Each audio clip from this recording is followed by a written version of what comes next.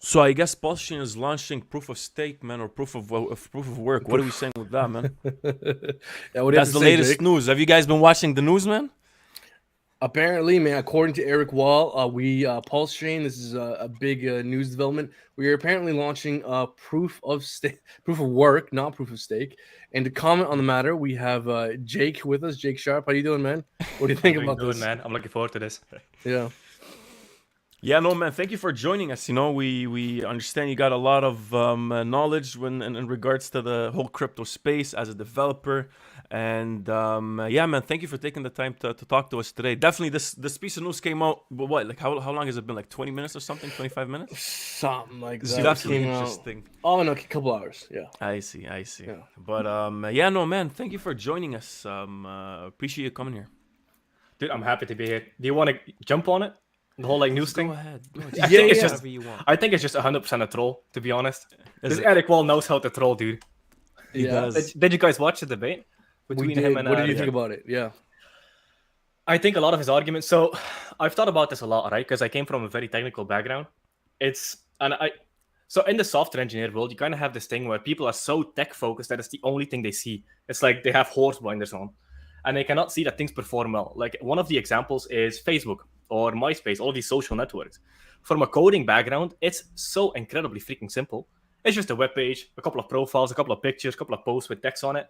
It's not like a technological breakthrough at all. Yet they're one of the most valuable companies in the entire world. And as a developer, as like tech-based people, the only thing we see is like, oh, is it innovating on the tech side? And if it isn't, well, obviously it should not perform, but that's not how the world works. So I feel like Eric Wall is a very technical person, and the only thing he sees is like innovation and tech-wise and coding, but the world does not respond to coding. How many forks have we seen in crypto that do extremely well? PancakeSwap, Right. fork of like Uniswap. Just, all these forks perform incredibly well. And so I went from a software engineer into an entrepreneur, and one of the things I had to learn was it's not about the code, it's about like the end user experience and the user onboarding. That is by far the most important thing when it comes to like price performance and valuation of an actual thing. So things like I don't want to shit on these things. Can I swear, by the way? Oh, please go ahead. Okay, man. cool. What are you I don't- talking about? Please. I don't want to talk shit about like other networks, but things like Please do.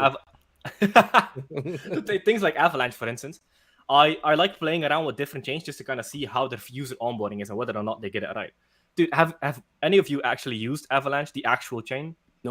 Not really. Yeah, it fucking sucks.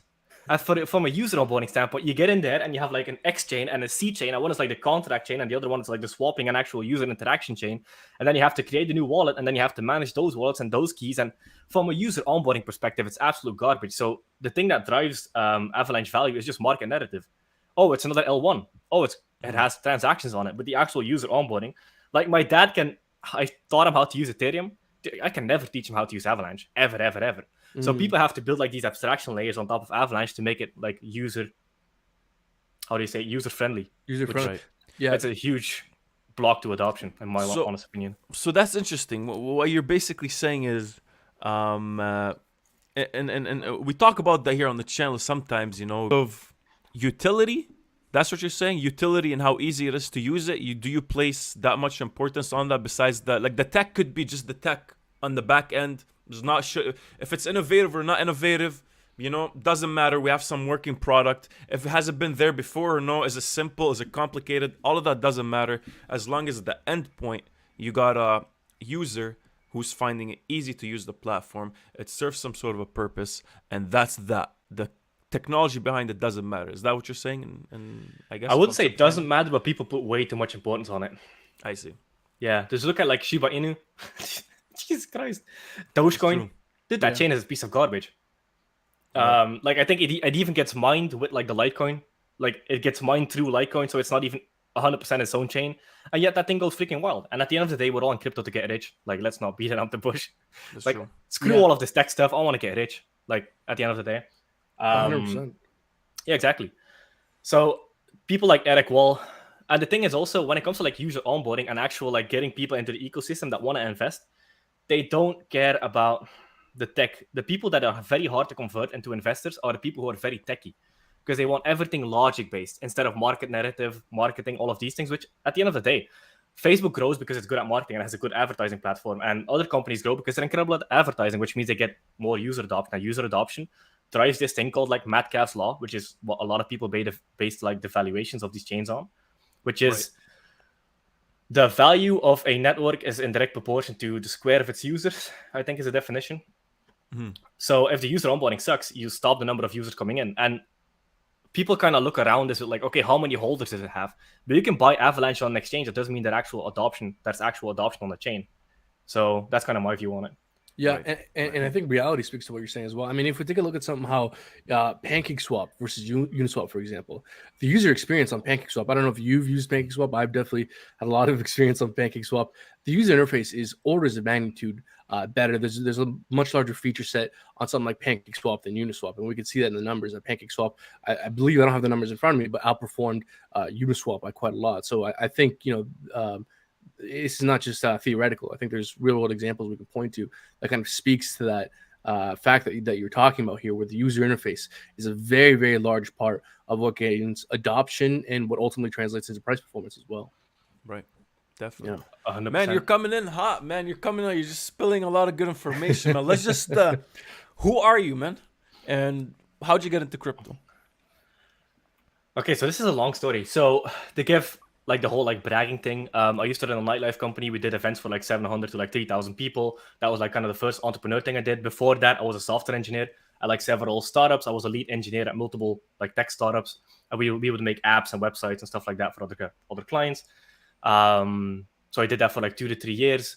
Then the nightlife company. Then I had a marketing agency. We would help info product scale, these things like that. You've probably heard it online, like these marketing agencies. So I did that for a very long time. And then the first time I actually stumbled into crypto was 2017. But at that point, I didn't have a lot of money. But the way I stumbled into crypto was because we had a crypto client. We were building them a webinar funnel. And I was like, this crypto thing is actually very interesting. But because I didn't have money, I kind of just wrote it off and focused on my business. And then I officially got into crypto very hard and focused like 16 hours a day on it for like a year and a half straight in 2020. And I don't publicly talk about my finances, but I'm very well off now. So I love crypto. I gotcha. But so did you get into Hex early? Because I saw your channel. I see you talk a lot about Hex, a lot about Pulse Chain, a lot about PulseX. Were you a late arriver into Hex, or were you kind of an early adopter? I've made like $0 on Richard Hart. I just love his philosophy. Yeah, right. Yeah, I'm a big fan of Pulse Chain because I see he's just incredibly smart. Forking something and taking everything with it. It's just the smartest thing I've ever seen in crypto. So yeah, I don't care about the tech. It's just this was a freaking no-brainer. I think he even said it on live stream. Like, it's a miracle that I'm the first person to pull this off, and it is. Yeah, I remember that. And it's the truth, man. So that's I love Pulse Chain. That's the big one, and PulseX is just freaking amazing. They're both amazing, dude. And I can tell you love whiteboards a lot too, man. I think you need a couple more in the back there, man. I think so as well. Maybe some hair on the floor. Instead of a floor, just one big whiteboard. Oh man, that's awesome. You got a couple more whiteboards than I do, though. I just got one, and I'm so proud of it, and it's empty. There's nothing there for stuff. It's just the idea. You're not an online entrepreneur if you don't have whiteboards. I think that's like you need it. Written in the Bible. Yeah, the credibility goes through the roof. So, okay, so what was it about Pulse Chain specifically? I mean, there's Cardano out there, there's Solana out there. Why Pulse Chain specifically? What is it that drove you to it? So the big thing is, so a lot of these chains, they launch. So the way these life cycles of chains actually work is they launch the chain, and then they usually have some kind of development fund where they pay developers to go ahead and develop on their actual platform and stuff like that. So the biggest hurdle new chains have to come over outside of the actual marketing and stuff like that. Like, hey, there's a new chain. That's enough for people to invest already. But to get actual long-term like growth and investors coming in, you want to have a healthy developer ecosystem. And things like Avalanche and stuff like that, they had, don't take my word on it, but they had like very big developer funds to get initial developers to start developing on the actual chain. And because so many contracts are coming up, everything from Ethereum is coming over, it already brings all of the development with it. Because once people are going to start seeing the actual adoption on Pulse Chain, which is 100% going to come, like imagine somebody handing you free money, like, nah. You're like, free money, hell yeah. So everybody's coming to Pulse Chain, including all of the developers. So let's say you're a developer of a project and you use the old tokenomics systems where you own like 20% of the supply as a team, and your project is worth like 100 million. Well, you're getting $20 million of fictional value if it's the same ratio, there's a lot of like assumptions here, but you're basically getting a $20 million copy of your potential future value on Pulse Chain. Are you not going to want to support that? You're going to be like, yeah, free money, hell yeah, let's support this chain. So that way, they not only onboard users, they also onboard developers that way. And once a couple developers start, and once user adoption starts happening, every developer is going to come over.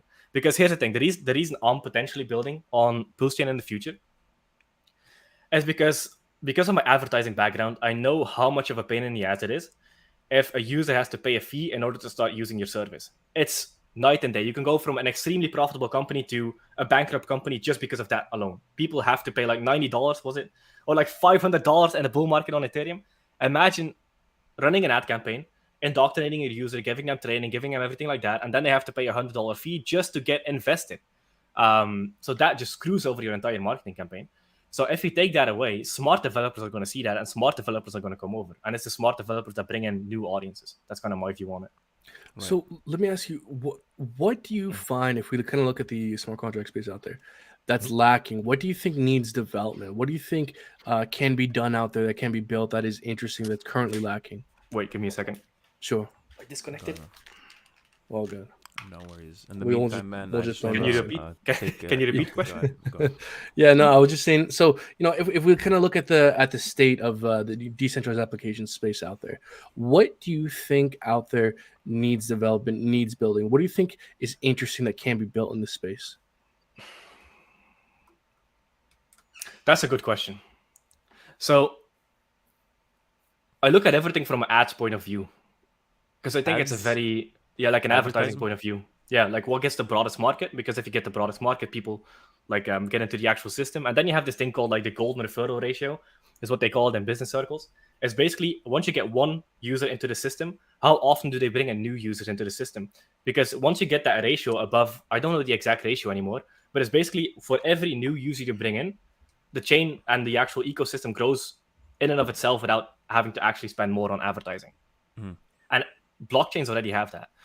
So what are the biggest markets in advertising? The biggest markets in advertising are make money online, passive income. And I think if people can do those alone and take over the loaning market, so the loan market and the actual like passive income yield market, that alone is enough for like mass adoption of blockchains, if it's marketed correctly. That's my view on it. So to you, it's more technology's there. We know what it can do. We can borrow and lend. We can build games. Still needs to be developed. We can have NFTs. We can build music platforms based on a blockchain. All of that stuff. But to you, it's more like, all right, we get all of that. We got all the it looks good. We can use it. Now it's just all about tapping into new markets. Is that what it is for you? I think that's the game.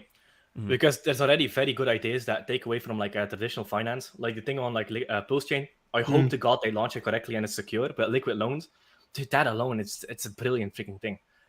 Because I hate banks, I hate middlemen. I have like almost no money in banks. Like I am my own bank. I hate the idea of middlemen. I don't believe in.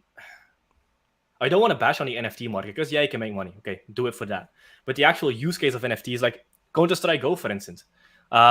They've had that whole like end-game economy where you can buy like skins and weapons and everything. I remember that from back in the day.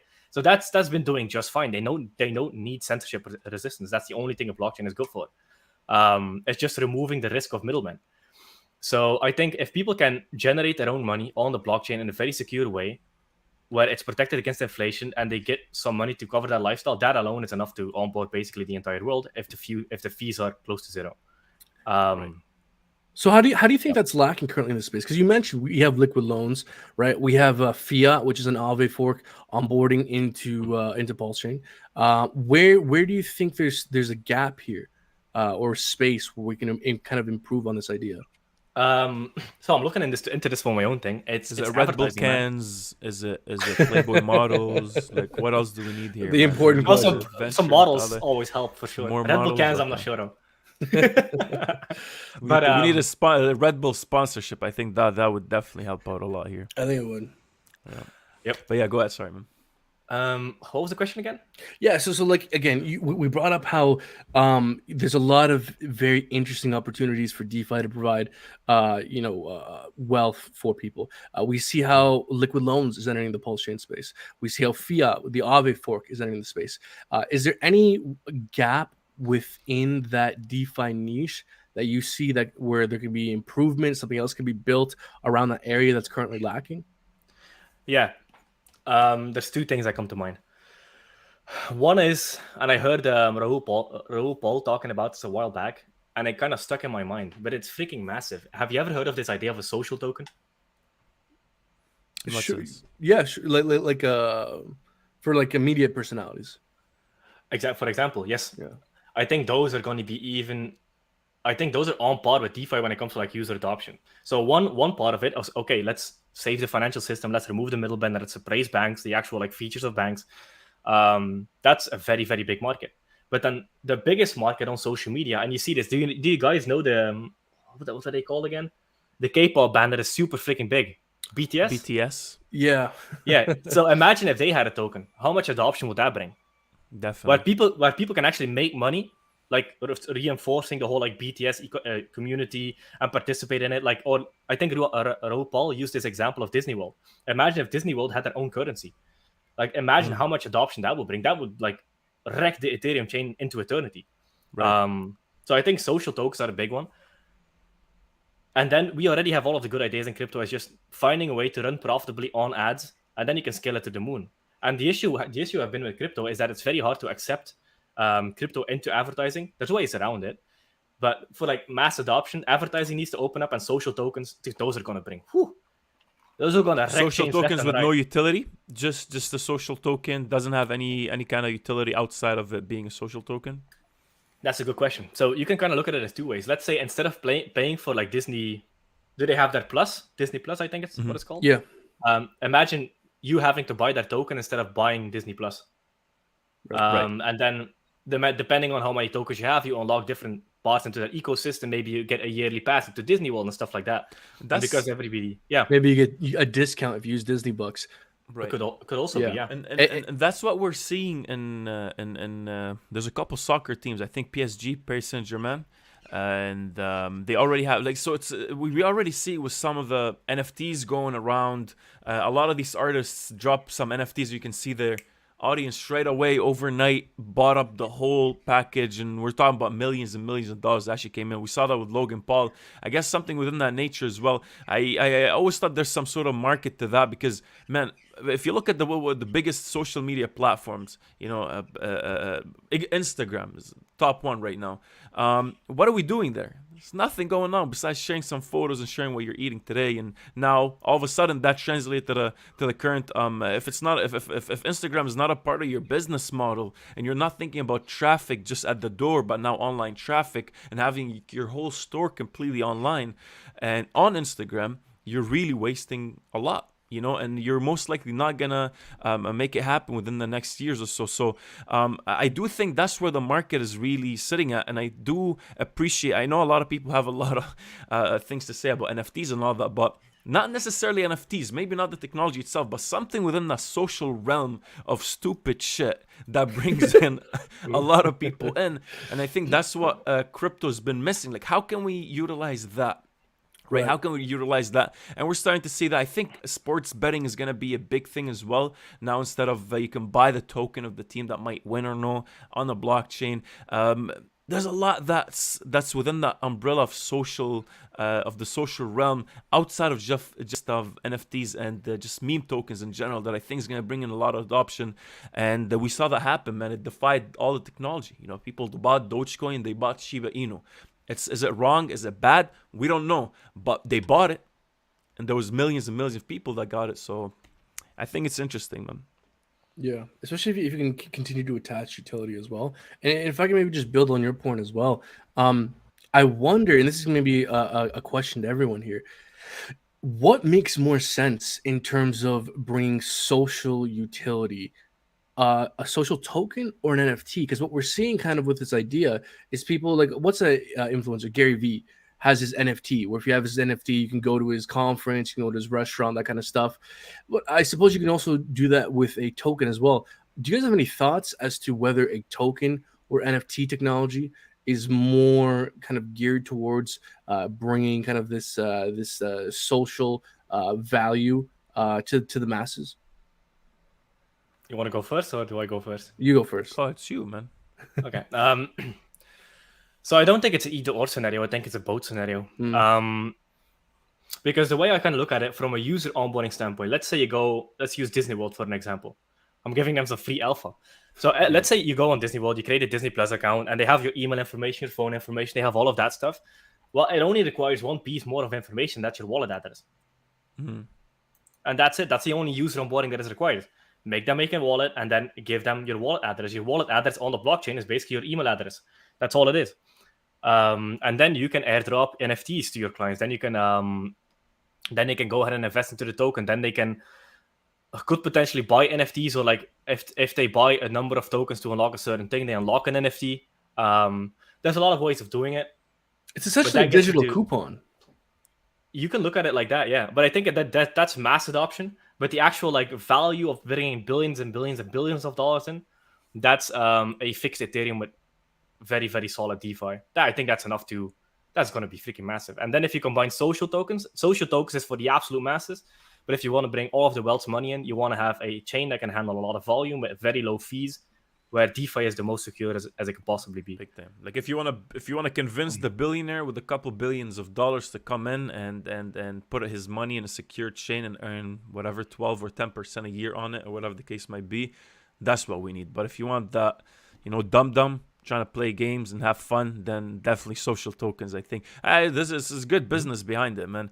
But besides all of that, man, what are you excited the most on with Pulse Chain? We know you've been thinking, I guess. I see on your profile here, you're like building on Pulse Chain with a question mark. So what are you trying to say, man?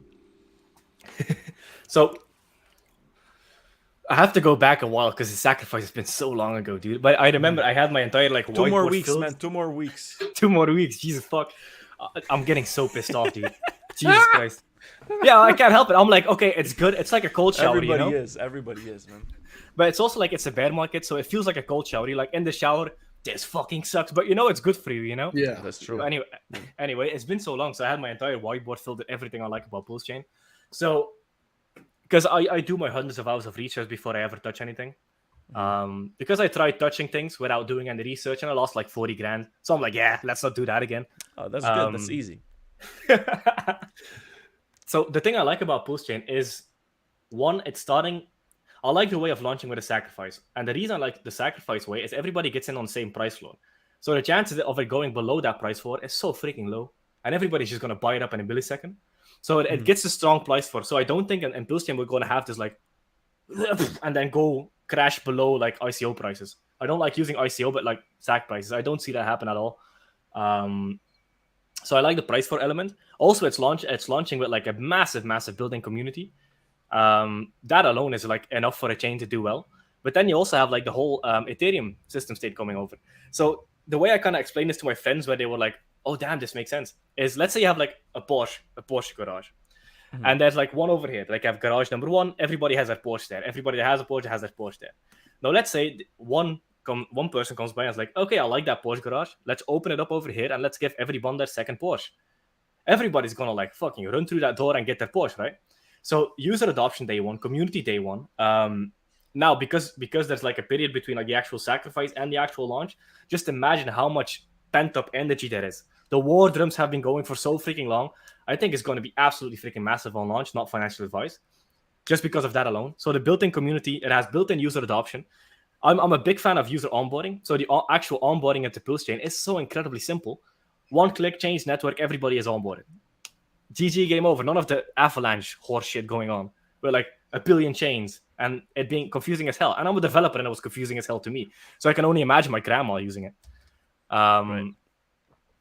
So user onboarding, built-in community, very strong price for. The world's largest airdrop, that one is pretty massive.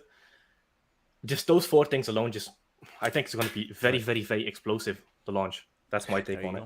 Yeah, and I keep look, using my headset.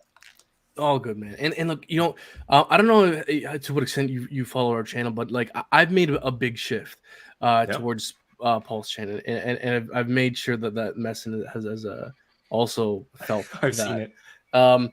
And like my point is, look, man, I've seen plenty of things in crypto that aren't Richard Heart related stuff do extremely well in terms of price performance. I've seen NFT projects do extremely well. Random DeFi things do extremely well. But so often those projects are so, I don't want to say innovative, but they're so new and they're in such a new niche. There's not this track record of other similar projects performing very well. And there's this added degree of risk that you often need to take on when trying to find that next 100x, when trying to find that next 1000x, which is why I'm so comfortable going so heavy into Pulse Chain in terms of my reputation and my personal investment portfolio. Because what I see with Pulse Chain is that there's actually not a lot of that baggage, not a lot of that risk when trying to find 100x investment. Because what I mean by that is there's a track record of a dozen Ethereum competitors performing extremely well, seeing hundreds of X growth, thousands of X growth. And Pulse Chain is launching with a superior system state and a superior state of tokenomics over all of them. And if they did hundreds of X, if they did thousands of X, what could a superior version of all of them do? So that's what really drove me towards Pulse Chain as well. And I could see that you agree with much of that as well. But look, we've been kind of beating around the bush here. But Messi mentioned this, and I want to see if we can try and get an answer out of you. What specifically do you want to build on Pulse Chain? Okay, so I'll give a couple of things. Just say it, man. Just say it. Nah. Nope. Don't tell us the name. But if you Are you gonna have your own sacrifice phase and stuff, man? I'm not sure about that. So I like how do you say it? Using multiple like consulting sources, if that's the right way to go, because it's not about the finances for me. I want to build something absolutely massive. In my head, I'm like Tony Robbins 2.0. That might give something away, but it's like a combination of like these social tokens, a high APR so people make passive income, and also it's going to be net deflationary. Try doing that mental math. I'm a very smart dude. So I see. Net deflationary, high APR, and a social token aspect to it. That's all I'll say for now. It will take a while to build. But Perfect. the reason I'm building it is because I think the reason I'm attracted to Richard Heart, even though I've made absolutely $0 off of him, is because he has a very similar personality type to me. He's very driven by impact. He wants to make the world a better place. He doesn't really see money as an end goal. And I feel like to make the world a better place, imagine this. You guys all know Tony Robbins, right? Yeah. He's the godfather of personal development. He changed my life. I freaking love the guy. So Tony Robbins is incredible. Now, let's say people could invest into a Tony Robbins-esque coin that would pay them for the rest of their life. That has very strong tokenomics behind it. Not just a random like meme token, but very strong tokenomics like Hex and stuff like that. Imagine that. And then people using that token instead of the actual ecosystem to pay for the events and to pay for the mastermind and to pay for the coaching. But because it's a high percentage APR, basically they put their principal investment in, they generate APR, and then they basically use their rewards to go ahead and make their life better through personal development. That's just one idea behind it. Damn, let me take some notes here real quick. But imagine Tony Robbins paying what was every it single again? one of his attendees. Imagine how much bigger it would be. Yeah. So that's just one big idea. Only one big idea. And also, I'm taking a percentage of. I won't say. So the end goal of everything is to build the world's biggest charitable organization the history has ever seen. That's kind of my goal of everything. Because think about it, Uniswap. How much fucking money do they make a day? And how much better are they making the world? You hear absolutely nothing about it. Imagine all of that money going into charities and actual teams and actual things. Like imagine the Ukraine thing happening. Imagine you could just send 1,000 people. Here's money. Go ahead and save as many people as humanly possible. Go at it and bring a documentary team with you and film it as a documentary and then use that for marketing. Right. That's just one idea. I'm tired of seeing all of this money and DeFi, either people getting wrecked of all of their life savings or so much money being made and zero good being done in the world with it. That freaking pisses me off. So that's kind of my thing. Man. Well, man, it's great ideas, man. You're trying to change the world. I want to say Joseph Munch. Munich. Is that what it is? Munich is not Munich, man. You need an I after the N. Anyways, thank you for the $5 donation. Would love to hear Jake's opinion on EHEX versus PHEX. Does EHEX fade away? God forbid. Why would new users buy on EHEX when they can buy on Pulse Chain? Because it's a faster, cheaper hex, right? Yep. So I think That's a question. Sorry, so maybe two questions then. And we asked Crypto Coffee was here a couple of days ago. We asked him the same question. Maybe a follow-up would be, are we thinning out the market? Are we doubling the supply with PHEX and EHEX that we need double the amount of buy pressure to push the price action above? So that's a good question. So yes, I think yes. There's going to be a need for more buy pressure, but I think Pulse Chain is going to bring that just by the actual user adoption, the community growth that comes from that alone. So I don't think that's going to be an issue. I think new users are going to use PHEX, and I think EHEX is just going to become a whale game. And I think it's going to be a ratio. So let's say PHEX, not financial advice. This is just a random number. I'll use extreme numbers. Let's say PHEX is $1,000. I think the EHEX is going to create a ratio between like EHEX and PHEX. So PHEX could be like $1,000, and it could have like a 0.6 ratio, meaning it will like kind of hover around $600. If it goes up to 2,000 PHEX, it will go up to like 1,200 on the Ethereum side. I think it's going to be like a ratio kind of thing. That's my thing, but I think it's going to dump hard after the actual Pulse Chain launch, but then recover. What's gonna dump hard? EHEX is going to dump hard. I have a very strong feeling about that, and then just whales are going to buy it up. So it might not dump that hard, but there's going to be some dumpage. That's my guess. Why would you think EHEX would dump, not PHEX? Because my thinking would be, okay, a lot of people are going to be swapping their hex copies for Pulse Chain and PulseX, presumably temporarily dropping the PHEX price. Well, what is your intuition with the EHEX side? So I think the EHEX side, what a lot of people are going to want to do, because, okay, here's the thing I kind of realized about the Hex community. Everybody in the Hex community thinks the Hex community is smart, but that's only a very small subset of people who are smart. Do people know that there's only like 5,000 to 10,000 accounts with like Hex on Twitter, yet there are 300,000 plus followers? So everybody thinks everybody in Hex is smart, but most people are not. So what they're going to probably do, and I heard this somewhere, and it's so freaking true. The most stupid thing you could possibly think to happen is usually what happens in crypto. Because people are not smart here. There's only just a few smart ones. Yeah. So I think people are going to swap their EHEX for PHEX because they believe it's going to go higher.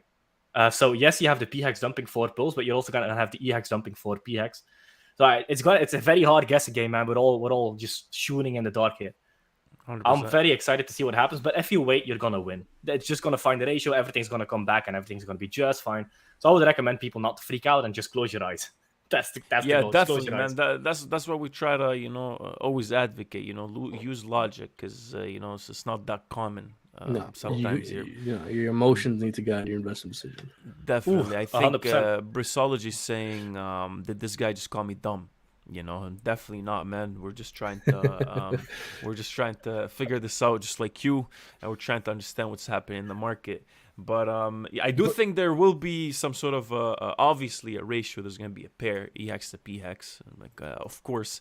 I do think that to be honest, people will play a bit more loosely with PHEX than EHEX. I think EHEX will always be the OG, because that's where I don't want to say real money, but I think that's the money where the actual money went in, as opposed to something that was freely given as PHEX, just a copy. So I think people will kind of treat EHEX as the, I guess, only after some time, after 5 years or something, when we get past whoever got that for free, and now people are actually money's coming, actual hard dollars being bought, or hard dollars are being bought with. PHEX is being bought with actual dollar as opposed to being a free copy given out. I think that's when people would start to kind of treat it with a lot more. This is the faster, cheaper hex. I'm going there, right? So, but initially, I think PHEX is going to be extremely volatile. I think there's going to be a lot of dumping and playing around.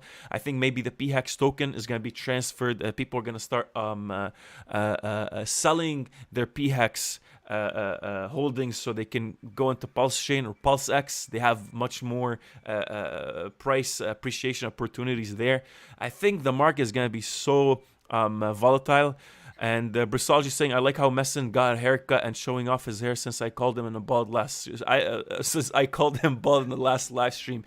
Me and Brendan had a bit of a fight after we're done because I knew this guy's talking shit and saying that Messin puts on his hat just because he's bald. But yeah, man, that's what I think. Yeah, and look, and maybe to be more specific here as well, Jake, what are your pulse chain predictions here?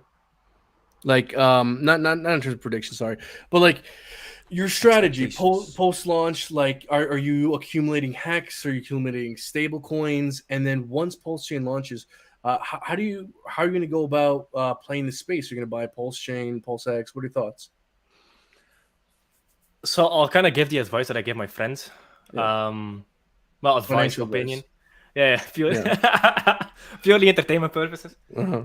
It's basically, okay, so the way I kind of see it happen, because I believe market narrative spams harder than actual tokenomics in the beginning.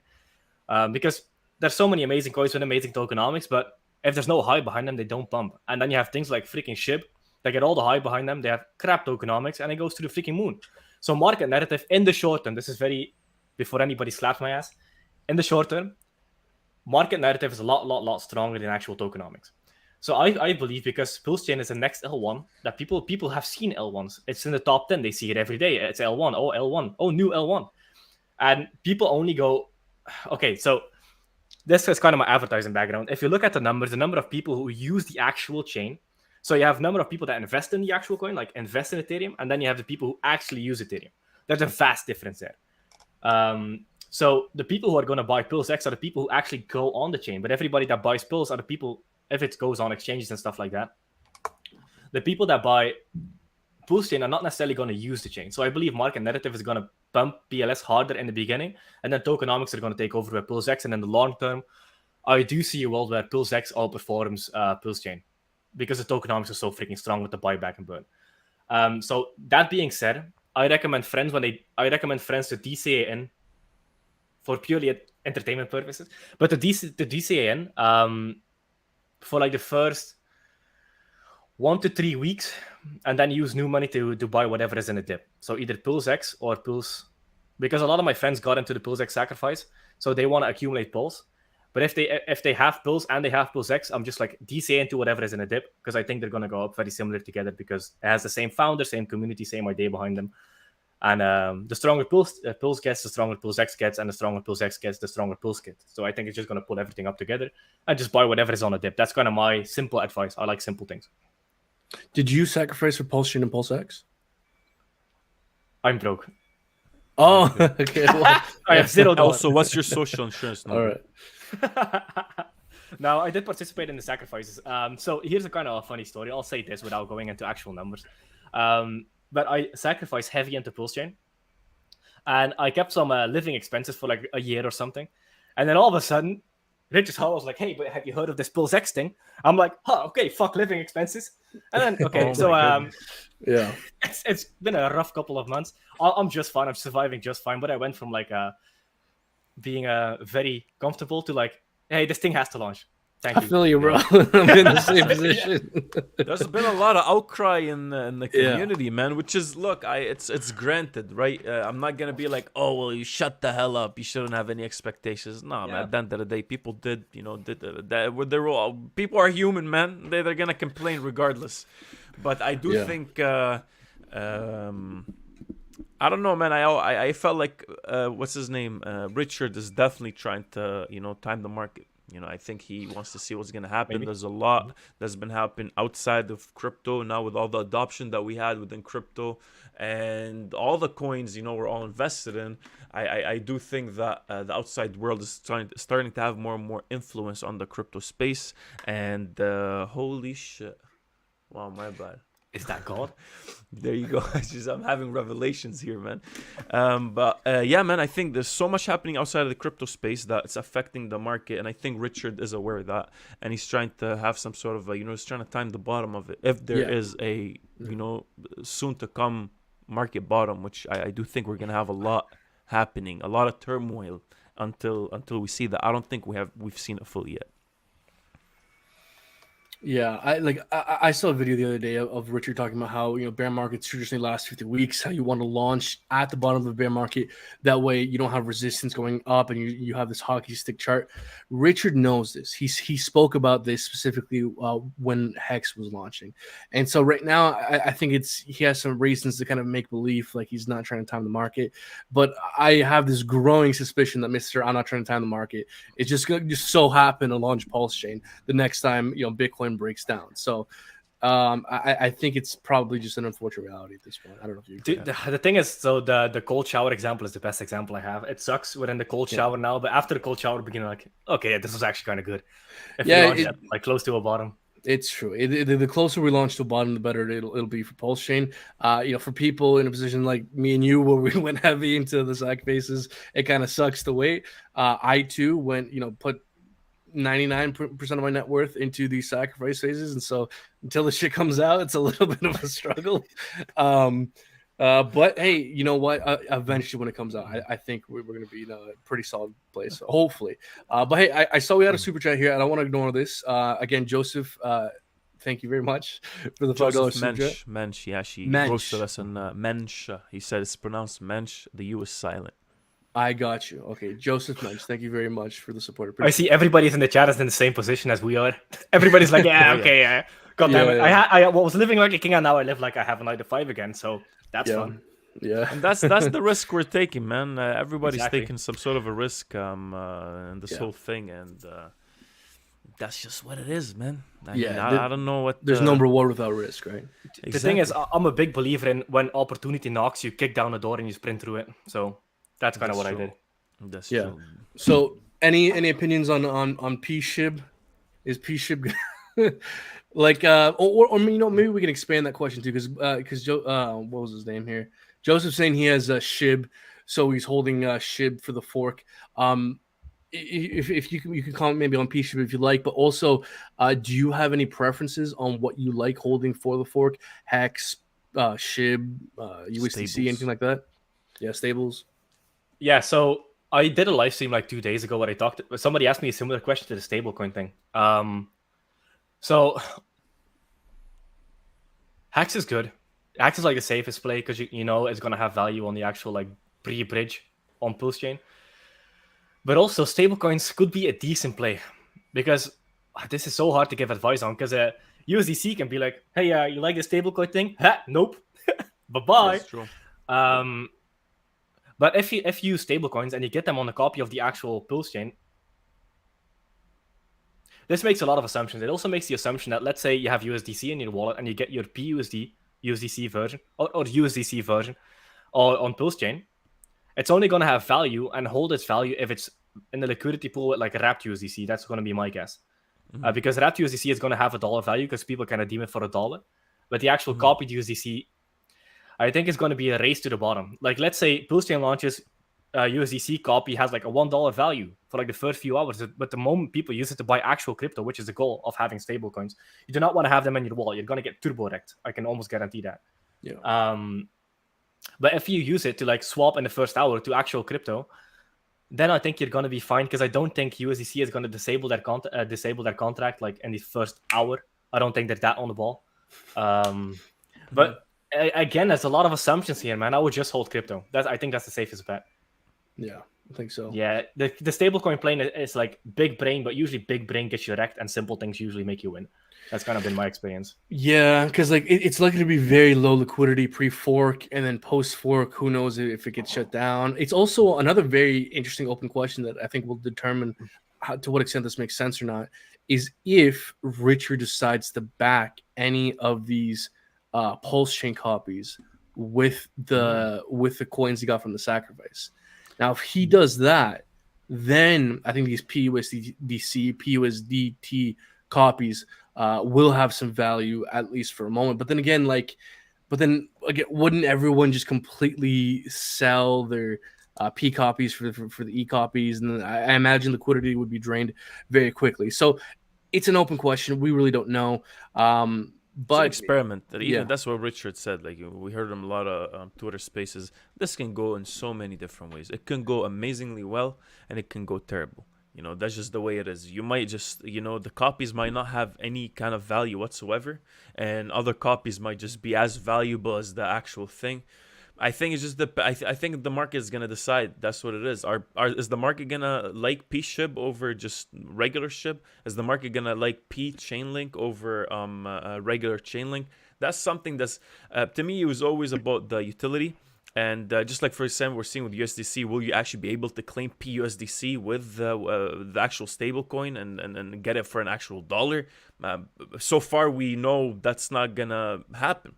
Isn't that the case? Like, Well, we don't know. You don't know the circle, whatever they're called, to actually claim the PUSD or something like that, PUSDC. Well, Like, do we know? we think it's likely that they probably won't participate, but we frankly don't know. We have no idea. We really don't know. I think Yeah. it's more Yeah. likely than not that they won't, because that way anyone can create any blockchain out of nowhere and make copies and then go claim it. But again, I don't really know much about it. That's just like my own thoughts. But I do think majority of the tokens won't have as much value, and I think the majority of the market does know that, and that's initially. Initially, the market knows that these tokens don't have any value right now. Especially pre-bitch. 100%. Like, Yeah. why would you buy P-Link right now? I don't know why that would have any value unless we see. That's my approach. I might be wrong, but my approach is that the token we copied needs to do something better than what the original token is doing. Chainlink is a node. Are we gonna have a better node on Pulse? I don't Chain? know, dude. Maybe yes, maybe no. I don't know, but I do think that utility plays a factor in that. Okay, so can I come in for a second? Oh, Yeah, go ahead, please, bro. yeah. We're just sharing thoughts. This is not, hard And facts. we you love guys. to Yeah, debate, exactly. so Go feel back and feel forth. free to 100%. So the way I kind of think about it is the crypto market. We like thinking it's very logical, but nothing about it is logical. Mhm. So I feel like because it's a direct contract copy, and because Pulsechain is a copy of Ethereum, I think everything is going to start having a ratio, and people are going to speculate on that. I think on that speculation alone, that's going to give the P versions value, because everything is driven by speculation, not by utility. Utility just is a justification for speculation. Right. Well, that's a quote right there. But everything in crypto is just It's speculation. true. It's 100% true. So I Definitely. think No, that alone, the speculation use case alone, is enough for it to get value. That's my 2 cents. and that's what I meant by some copies will get much, much, much luckier than others. That's what I'm saying. I don't think that none is gonna have any kind of value, but it's gonna be a very select few that people are gonna speculate on, because you have a plethora of cryptos that are gonna be copied. What I think is going to be the biggest adoption for Pulsechain if it gets direct integration with the exchanges, like you can go directly from fiat into Ethereum. Well, imagine if it's directly from fiat into Pulsechain. Well, then everything instantly gets a ratio, because everybody can skip Ethereum and go directly into Pulsechain. And in their mind, it's like, okay, I can do both, so they're both valuable, right? People are very simple. People are very simple creatures. Right. And 100%. And even if some of these P copies aren't directly supported by the Ethereum teams, if someone creates a pair, if someone wants to speculate, there is likely going to be a value there. And I could even see people, if a bunch of people just dump their Chainlink on Pulse Chain, it's worth 20 cents. I mean, could someone come in? Can some whale come in and be like, hey, I see there's 20-cent Chainlink over here and $15 Chainlink on the Ethereum side. Why don't I gamble here, speculate, and maybe buy this up? And who knows? Maybe there's some pair one day this gains some kind of value. So yeah, no, it's going to be super, super interesting to see because all the speculation. There's so much we don't know, man. We don't know what kind of liquidity pools there'll be. We don't know the values pre-fork, post-fork, how much liquidity will bridge over. Another big thing as well is the incentive token. Because Richard You and keep Paul talking Sachs, about that. because no one brings it up. It's the biggest unknown factor, and fucking nobody's talking about it. It pisses me off so much that they'll talk to Richard for an hour about his height and his dick, but I'm like, guys, just bring up the fucking the incentive token, because it completely influences what pairs will get rewarded. The fucking utility of holding PulseX all is massively influenced by the incentive token. So there's a lot of unknown questions that I'm very much looking forward to. Hopefully, one to give me. I think it's very simple, dude. I think it's just a simple token that inflates and gives rewards, and the rewards are determined by the PLX voting. I think that's the answer you're gonna get. Probably. I don't think there's crazy tokenomics there. But we that's It's but we a don't bit of know. Though. That's the governance question. Like, and what's the some inflation ratio, rate? maybe. What's the total supply? Is there a halving? Like You don't any need kind to of, know, man. No, but any Why are kind you of asking so many tokenomics in there questions, man? It's a massively sacrifice impacts the phase. value proposition. You sacrificed already, man. What does it make any kind of difference right now, man?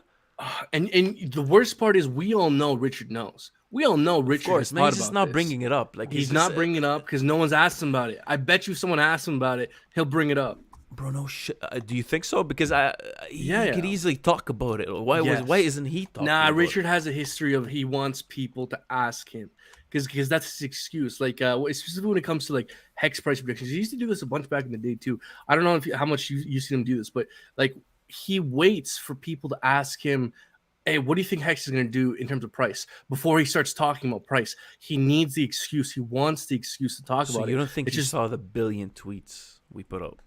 of You don't think course he he came did. across? Of course he did. Yeah, but we're just not big enough for him right now for him to want to talk to us. But eventually he'll want to talk to. Anyways, my point is Wow, yeah, that there he Richard needs the excuse of someone to ask him about Pulse X. If someone asks him about Pulse X, the incentive token rather, he'll talk about it. You think it's going to be special? I don't expect anything special from it. But because here's my thing. Even something as simple as there being a kind of halving in terms of the inflationary, in terms It's of 100% the going to inflation, have that. I'm pretty sure about that. right? Even just that alone affects the value proposition of the incentive token, and therefore affects the kind of value you're able to extract through staking Pulse, the PulseX token for the incentive token for providing liquidity. Because if this token has absolutely no tokenomics, it's just going to go down and down and down. But if it has some tokenomics built into it, maybe it doesn't just go straight down. Maybe it zigzags down, right? My point is the tokenomics affect the value proposition, and that's important because one of the biggest parts of the value behind PulseX is being able to stake it for the incentive token. One of the biggest value propositions behind providing liquidity is to get the incentive token for providing liquidity for rewards as well. So, the tokenomics affects the value of that thing, and it's a major part of the ecosystem. 100%, man. I do. You think you're going to be able to stake Pulse X to get the incentive token? I'm pretty sure that's been. I don't think it's been said. It's kind of been in and out. I'm not sure about that actually. I'm not 100% sure. No one knows for sure, but I'm pretty sure it's been heavily hinted at that is indeed the case. Look, man, I I would think love it's pretty that. clear, Yeah. man. I think Yeah. it's pretty clear, man. It might be a bit controversial, but I really think that, we could be speculating about a bunch of shit right now, but I really do think meme tokens are going to blow up on Pulse Chain. You're And not wrong, though. Quote this. You're telling me Richard Heart token is not going to blow up? You're telling me Red Bull token is not going to blow up? You're telling me P Doge is not going to blow up on Pulse Chain? I do think people are going to love what's going to happen there, man. I think there's going to be a lot of money coming in. By the way, this is done. Yeah, go ahead. Yeah, sorry, go ahead. I think in the bull market, 100%. In the bear market, I think people are like very weird about meme tokens. But bull markets, Jesus Christ, dude. But these look meme how tokens. weird But they bear were market's with the time you wanna NFT. buy. Look how weird they were with NFTs and Hadron. Look down what Hadron, how much it pumped and then it dumped like crazy. I don't know if it's still dumping right now, but there was a lot of all-time exception. lows. Yeah, there was a lot of acceptance towards. Obviously, I'm speculating right now. We're just all trying to see, guys, that don't take none of this as advice. We're just spraying things in the air right now. But I do think people will be surprised what's gonna really blow up in Pulse Chain versus what's gonna stay in in the low areas of price appreciation. So it's all an experiment. I do think it's all an experiment, man, and we're gonna see what's gonna happen there. Yeah, and The risk reward behind Pulse Chain and Pulse X is just it was too good to ignore, man. do you have a preference, Pulse Chain over Pulse X? I know you kind of spoke about it, but if do you Price appreciation. Short-term Pulse, long-term Pulse Pulse X? X. I think I Yeah. would agree. Yeah, I think I would agree. Now, I want to ask you about some as well. This is something we ask a lot of the guests we bring on, just because I find this particularly interesting to get a different perspective on this. This is something me and Messin have been arguing about. I don't know a lot, but this has been like a major not issue, but a point of discussion for us, where me and Messin are debating exactly the kind of price growth potential Pulse Chain and Pulse X have, specifically because Pulse Chain and Pulse X had this raise where we raised about $1 billion roughly for each. It was different, but roughly about $1 billion for each. And so, if we look at kind of Hex, if we kind of look at a lot of other cryptocurrencies who have performed extremely well, the raise phases were much smaller. So do you think there's something to the fact that we've raised so much more money that it might limit the potential price growth? Like, can we really see a 10,000x with Pulse Chain, given that there's $1 billion in this thing, outside of what Richard Hart put in? I mean, when Hex started out, it started off with much less economic energy. And Messi, let me know if I'm representing your kind of position. Yeah, or argument that's here well, that's what it is. I do think it still stands the how much dollar value, actual dollar, transacted dollar, not market cap, just dollar. I put in $1 and I got a coin. We want to call it sacrifice. You want to call it what's it called? Monopoly money, whatever we want to call it. We bought a coin. Not we bought a coin. There was a transaction that happened for a certain price at the end of the day. So someone put in $5, that $5, and then the other person put in 100, and another person put 1,000,000, whatever the case might be. Those dollars specifically will have to grow in value if we're talking about X's. And that was almost forget about how much Hex was actually transferred from the OA to the sacrifice, but there was almost 1.4 billion dollars of actual dollars sent to the address, paid for a specific just price, and got an amount of tokens. So that amount of dollars, that energy, if we're talking about 100x, we're looking at trillions of dollars people will be holding. If we're talking 1,000x, we're talking about tens of trillions of dollars. So what's your opinion on that, and how realistic is that, and do you even consider that? So I don't consider the OA. I don't see the OA as forget about the OA. Yeah. Then the actual sacrifice thing. The thing I like about the idea of so there's one big question I have about Pulse Chain, and that is, have they implemented EIP 1559? Because that would take the burn rate from 25% to 75% on the actual transactions. We haven't gotten a clear answer on that. But if it does, that makes a big difference. Because as the chain grows, the reason I believe it could do very well price performance-wise is because of the tokenomics, the fact that it's deflationary. If it had a big sacrifice and it was inflationary, or it had a cap supply, I would be more bearish on it. But still good. It will still go good. But I'll be more bearish in the long term. Mm-hmm. But because it's deflationary, I feel like it fights the effect of the actual sacrifice and more people getting in at the start. The deflationary aspect plays a big part over a long thing. I think it's not going to do it. Depending on how hyped it gets, it's not going to do it in 2 years, but I do believe it's going to do it at some point. I'm a very long term. Let's say 1,000x.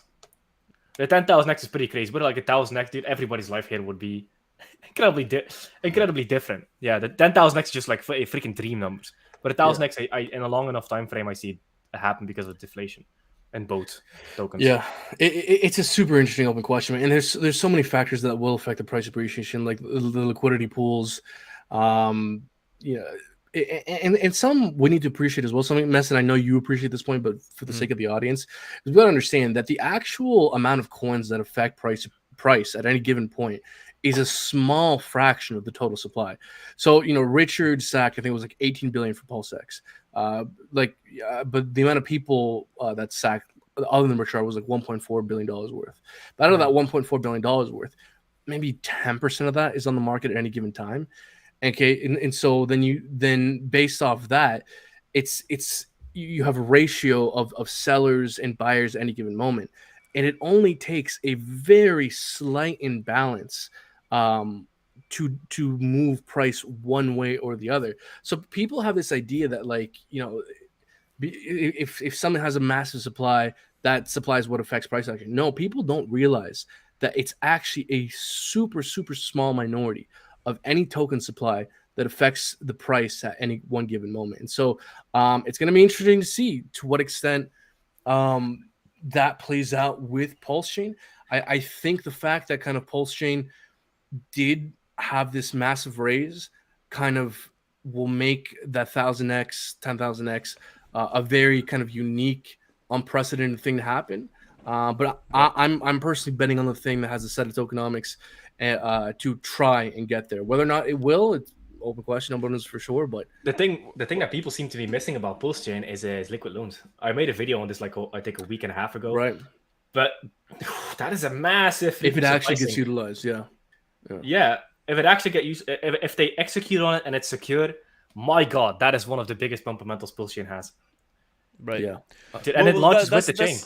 That's what I don't know. I guess we're all trying to get to those answers. There's obviously a set of factors out there, and we have to also consider how receptive is the Hex community towards anything outside of Richard Hart projects, and how receptive is Richard Hart towards other projects that would either contribute or to the appreciation of the price, or to the depreciation of the actual price. Besides anything that's not his, but that's what I guess that's an open question we can all kind of ponder upon. But does more people sacrificing get us closer to the 100x or 1000x, or does it pull us away? Does it make it harder, or does it make it easier? That's the main question I try to ask people. The more people that get in, it's simple, supply and demand. The more people are in, we need more energy. The more people sitting in a car, the more load I have in a truck, is going to take more fuel to get it to the from point A to point B. And I think that's how we need to be thinking about these early, you want to call it a sacrifice phase, you can call it a sacrifice phase. It's basically a funding round. That's what it is. You pay the price, there was a transaction. We know why we call it a sacrifice. But again, something to think about. I do think the 1.4 billion they're gonna make it harder for us to get to the 100x or 1000x. If we do get there, then bro, great, but it's something definitely that we need to be thinking about here. No, but okay, look, if I can just add to your point. Shame, no, it's a good point, but there's so much nuance here and so many unknowns. So there's ultimately no way to talk about this for sure. We're all just kind of talking about what's possible and likelihoods here. But something I would add to is you got to consider the nature of the holders as well. Like, sure, there's a lot of people that got in, but a lot of the people got in, it was very top side heavy, meaning a lot of the Pulse Chain and PulseX supply will be held by whales. And so a lot of those people are conditioned to hold long term. You got to think these are Hex people. These are Richard Hart people. This is the community that is most conditioned to delay gratification, have a long term mentality. So sure, while there might be a lot of supply, if the majority of that supply is concerned with holding for the long term and probably has a lot of buy pressure sitting on the sidelines to buy more, then that's something to consider as well. We got to consider the nature of how the whales behave in the holders as well. So there's a lot of nuance here. It's also 100%. In the sacrifice. So the way people kind of like valuing these chains is this thing called Metcalfe's law. It starts with a massive network effect. So that off balances things as well. Because if a new project starts, it has a very hard time like getting one person in, and that one person brings a friend in, or it posts on social media, and you get this referral marketing effect. Well, we've kind of had this with Pulse Chain for a very long time without people having the opportunity to actually get in. And then if it launches with a community of like, I think like Pulse Chain had like 50,000 wallets and PulseX had like 130 or 140. Don't take my words on it. It's not exact. But then you kind of see the network effect happen. 50,000, and then the second sacrifice of PulseX, it's like almost everybody brought like two of their friends with them. Right. Well, that's just going to keep multiplying and multiplying and multiplying until we get to Ethereum numbers. So basically, I think Richard Hart at this frame, speculation is all about who knows about it now and who will know about it in the future. And as long as there are still people who are going to know about it, everything's going to be just fine when it comes to price performance. And blockchain is still in the early adoption phases. So early. Like new actual blockchains, because Bitcoin has been around for 12 years. Okay, it's reached the top of its S-curve, but everything else, like Ethereum, it's only been around for 7 years. All these other L1s has only been around for a couple of years. And now Pulse Chain, I think Pulse Chain is not going to hit maturation until like year 2. So I think it's going to be opportunity for a long time. That's kind of my take on it. Until we run all out of network participants and nobody news wants to get into crypto. And something else very important here we got to realize. None of the large influencers talked about the sacrifice phases while they were getting in. So like again, these Hux YouTubers, Pulse Chain YouTubers, we're largely in a bubble. We don't realize that the crypto YouTube is huge. We're a tiny part of crypto YouTube, and so like my thing is, okay, sure, there's a lot of buy pressure that got into this race. But there's also nobody goddamn knows about it. It's just people who were kind of close to the Richard Hart ecosystem who kind of found out, major influencers who kind of on the up and up, but they didn't make videos talking about the sacrifices. Their viewers didn't get in. So in my opinion, because they now have a stake in it and Pulse Chain has so much less baggage and something like Hex has, I could see, Pulse Chain being spoken about openly to an extent that Hex wasn't, which opens the door to such a wider market that I don't know, man. I truly don't know what side will outwin which. Will the baggage of a lot of buy pressure coming in early really pull things down and limit the upside growth, or will the potential high ceiling of how many new participants can enter, could that really get us to the next 1,000, 10,000x? I think that's an open question, and I think being super confident of one way or the other, being Eric Wall, is very dangerous. To be super confident of either this thing's going to be total shit or the 10,000x is a year from now, right? So there's dangers to both, I would say. Definitely. I'm freaking excited, dude. Yeah. Fucking hell. See you smiling the whole way through it, man. It's the most exciting thing in all of Exactly. What else is more exciting? Dude, I posted it on my Twitter. It's like, dude, this is the biggest event since the start of Ethereum. People don't freaking realize it. It's historical, yeah. You think about how big a simple airdrop is in the Hex community. People get an airdrop, everybody sees it. Everybody visits the website. Now imagine that to like, what's it again? Like 12 to 24 million wallets.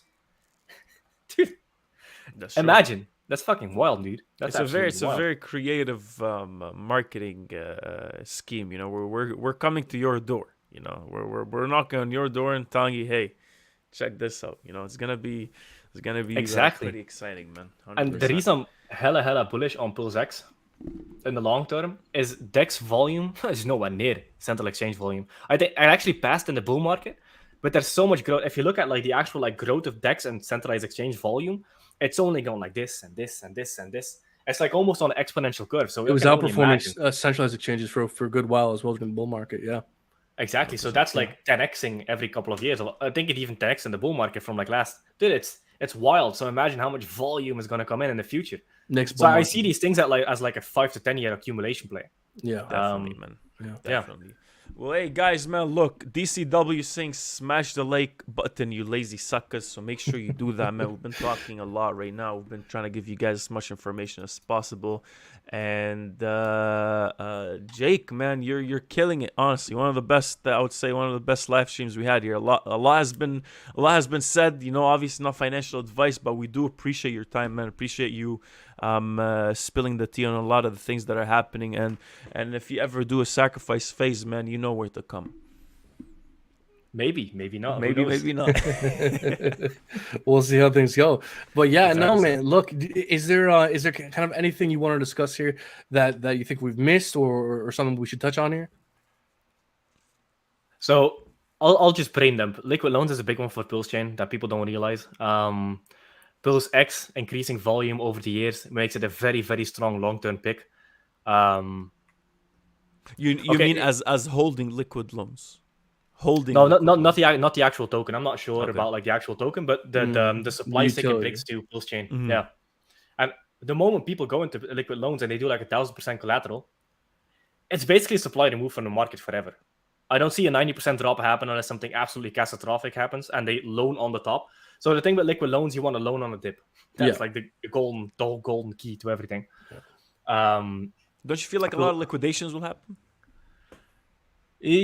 Yeah, but liquidations are different because they go from the hands of like one person to like the hands of everybody in the I think it's called the stability pool. So it doesn't automatically sell on market. So the cascading liquidations don't happen on with liquid loans. So pretty safe when it comes to that. I've looked into that.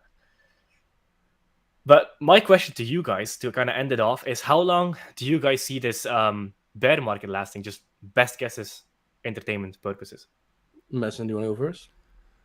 Sure, I think it's gonna last longer than what all of us expect. I think now it's outside the just trend lines and RSIs and MACDs. I think it's trying to time a mark, trying to find the bottom of the market right now is a very dicey role. You could get lucky and time it, but I really think that there's so much happening outside. World War III is on the rise. Shortage, baby formula shortage. There's no wheat. food shortages and like anything outside of North America. The supply chain is really getting rough, and it's only going to get rougher. Inflation, rising interest rates. I do think that has a huge effect on crypto right now, and because of these big institutions adopted crypto so much, and it's a part of their balance sheet, they will treat it like any other asset they got, and they will treat it like that. So I do think we're going to be the whole market, the whole economy is going to have some sort of a downturn for the next years to come.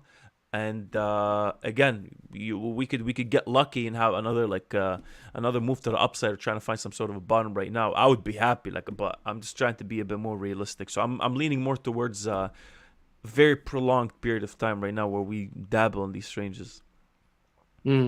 I think I don't know to what extent I disagree with you. I think I may disagree with you more so that I think on a macro scale, crypto might be more predictable than we're giving it credit for. Like for me, man, I think crypto is actually so much less risky and so much more easy to understand than what most people believe on a macro scale. I put out a video just a couple days ago talking about some of the most important lessons I've learned in crypto. And one of in the first video I made in that series was talking about the market cycle. And the thing that gave me so much confidence about investing in crypto was me realizing that on a macro scale, crypto is actually extremely predictable to understand because it's largely driven by Bitcoin and its Bitcoin halvings.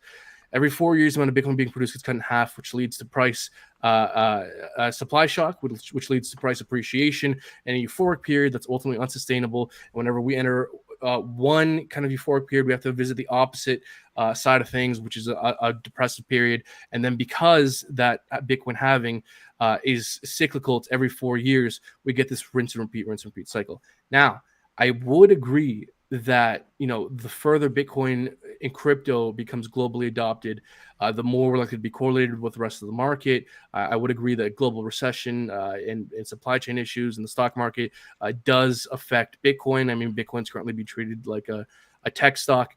But with that all being said, I would say that kind of any changes in the way crypto has historically moved on this macro scale is likely to be gradual, in my opinion.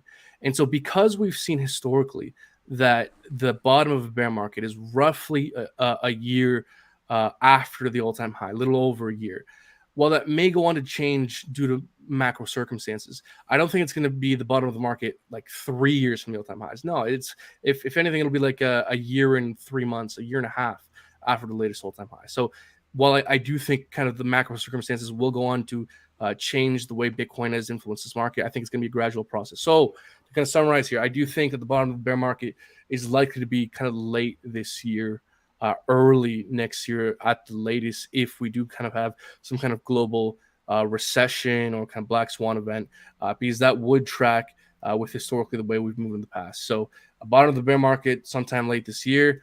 Next Bitcoin halving is March 2024. So around that time is when the market starts to pick up and we start to build steam towards some kind of parabolic market or some kind of euphoric period late 2025. Thank you very much for the financial advice, man. Appreciate it. This is very in-depth. Not financial advice, man? but I bet I'll be right. How about you? What do you think is going to happen? So I like keeping things simple. I used to do like a lot of TA and stuff like that, but I'm more of a long-term dude now. So the Messon talked about or Brandon talked about the timing analysis. So I think it was a stream with like Richard Hart, where he talked to like that Martini guy and he did like the analysis. Every bear market usually has somewhere from like 364 to like 380 days. Every bull market is like 820 to 870 days. So we should, based on that, be at the bottom of a bear market. But now we bring in other assumptions. The macro markets, raising interest rates, the Fed reducing its balance sheet, stuff like that. So yes, I think it's prolonged. But then also one of the biggest kind of factors is one big bit, because if we want to look at a bear market, we look at Bitcoin. There's a lot of like big whale wallets accumulating Bitcoin, and usually when they accumulate, that's when you get a next run up in price within like the next months after the accumulation. So the number of wallets holding like 100 Bitcoin, 1,000, 10,000 Bitcoin, it's like every time it spikes, usually the price spikes with it like later on. They're very like timely in their accumulation. So you have that. Then also like the next Bitcoin halving countdown usually when everybody says it's a bear market and everybody is out of crypto, when nobody is paying attention, that's always where the bottom is. That's always where the bottom is. So nobody is going to be able to call it, and everybody's going to be like, wait, that was like a pretty strong point over there. Like a month later, like when prices haven't gone up and up and up, like maybe that was the bottom. And then people start getting in and getting in, and then it breaks all-time high, and then everybody else is going to get in again. Now we start the next bull market. Mhm. But the way I kind of talk to my friends is you do not want to get in when the next all-time high gets broken. You want to get in when everybody else is in massive fear and they're uncertain where crypto is going. So then the next kind of timing thing is a year before the actual Bitcoin halving is usually where the bottom of the bear market kind of resides as well. Mhm. So based on those timing analysis, I see a bear market bottom like this year. And I think it's going to be a very steady rise until we break all-time high, because markets are very efficient at pricing things in. So I think everything we expect to happen in the future, I think the market is already kind of pricing it in. Right. That's kind of my 2 cents on it. It's so hard to predict, man. But we're here. Yes. The fact that we're here and learning, it already means that we're going to win like 2 to 3 years from now. I think it's a lot less hard to predict than people think, man. Like there's so many models that measure different things, that try and define being overbought and oversold on a macro scale. And eventually, if we get oversold enough on enough of these models, it's a likelihood thing. It's a probability thing. It's like, like for example, every time we've entered the oversold region on the weekly RSI for Bitcoin, it has directly marked a cycle bottom. Now, next time we do that, is it going to be a cycle bottom? Maybe not. Maybe a global black swan event happens. We're in the middle of a recession. Supply chains are collapsing, and we collapse further. But next time we enter the oversold region on the weekly RSI, are we close to a local bottom? I would argue that we're probably close to a local bottom given the history we've had. So that's my thing, is that on a macro scale, and you guys may feel free to disagree with me, but my thing is on a macro scale, things are actually a lot less difficult to time than most people think. I think one thing we recently witnessed that kind of because obviously this is a whole new debate we can get into, but the recent all-time highs we broke, right, when we got 60 65, like we had the 2 double tops. I don't think the cycle predicted any of that. I think as soon as we had the all-time highs, We've had a double top before, but so remember, so that's the thing. If we pull out videos from before, from us, all these different streamers, no one was predicting the double top. Yeah. That's my point. And the cycle, I don't think the cycle would have predicted that as well as we think it would. By the way, I'm gonna come in for a second if you don't mind. I see, because I was looking at the comments for a bit. They're like having a fight in there about. Oh, bro, I see Jesse's going. It's like a mosh pit in there. Is that Jesse? Is that Jesse from Liquid Loans? I think so. Is he? Yeah. So Jesse, you gotta relax, bro. It could be someone just, we don't know if it's actually Jesse. It might be. It might not be. Yeah, maybe. So basically what they're talking about, and I kind of want to like reassure people, because you can look at the liquidity protocol on Ethereum. The thing that happened, I think people are very scared of like debt spirals because of what happened with Luna and Terra and like UST. Yeah. Debt spirals are not going to happen in liquid loans. It's not the same, because basically the way loaning protocols used to work back in the day, and Liquidity was kind of the one that changes on Ethereum, is people would take a loan, like 130% collateral loan. The price will drop by like whatever percent. I'm like too tired to do math. But like the price will drop and it would cause a liquidation. Now, the liquidation, basically what it would do to get their money back, they would go on an actual DEX and they would sell it on the market. And that would trigger the price to go down a little bit more. And that would trigger another liquidation. And then the price goes down a little bit more. And then everybody gets liquidated, and it's like this debt spiral effect. Now, Liquidity doesn't have that, because they have this thing called the stability pool. I think it's the stability pool, where basically whenever a loan gets liquidated, it gets distributed to stability providers. I'm not sure if it's the right term, stability provider, or like another pool, but it basically gets distributed to people who are in a pool who want to get all of the pool's liquidations, which means it does not get sold on market and doesn't cause a debt spiral. So people should calm down about that. You can look at Liquidity. I think Justin Sun even took like a $4 billion loan or something like that there, so it's very safe. Right. And hopefully they execute on it correctly, because I want to see it. I'm a very big fan of liquid loans for the whole Pulse chain ecosystem. There you go.